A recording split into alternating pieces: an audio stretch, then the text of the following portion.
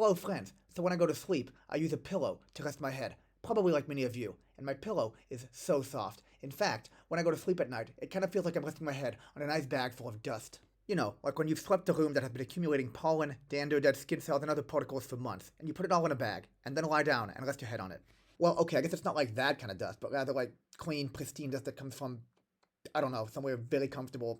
Okay, well, I guess it's kind of hard for me to explain how it feels when I lay my head down on a pillow, but I just know that every time I do, I get the sensation that I'm lying down on some sort of immaculate, powdery substance that just makes my head feel so snug and ready to lead the rest of my body into a peaceful and quiet few hours of sleep. Now, it can't be a coincidence that my pillow was so comfortable, so, because I was curious, I decided to look up the etymology of pillow to see if I can get some insight into why my pillow makes my head feel so happy every time it comes into contact with it. And, as it turns out, the origin story of pillow does help explain its powdery characteristics, at least according to one source I found. From what I learned, pillow comes from the Middle English pillow and the Old English pilwa, which both meant basically the same thing as our modern word. Beyond Old English, we get the Proto-West Germanic pilwi, which, as you might guess, also meant pillow, and which speakers of Western Germanic evidently adopted from their Roman neighbors to the south, who used the word purvinus. And this word, purvinus, is the oldest verifiable ancestor of pillow, and the Romans used it to denote a cushion, like a cushion on a couch that people sat on. For example, the Stoic philosopher Seneca in the 1st century AD posited whether the position guests occupy at a table when dining, in which some guests get to sit on a pulvinus and others didn't, should really be considered an important determinant of their social status. And so why did the Romans call this cushion a pulvinus? Well, we don't really know, but one theory is that pulvinus comes from purvis, the Latin word for dust, like the dust described in the book of Genesis in the Christian Bible. And this dust, according to the theory, is what pillows were originally filled with.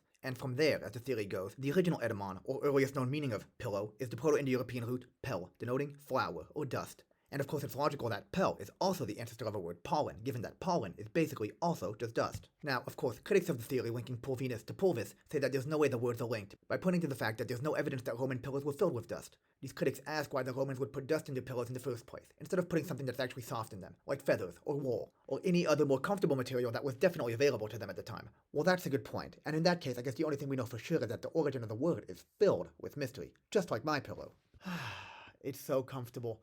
So perhaps there is in fact an etymological link between dust and whatever's inside this pillow, but actually, now that I think about it, dust probably isn't the most suitable surface for resting your head on. So I don't know what this pillow is made of, but whatever it is, it's amazing, and quite frankly, it's so comfortable that... Excuse me. Wow, I just remembered actually, I'm allergic to dust, so maybe this thing is filled with dust after all.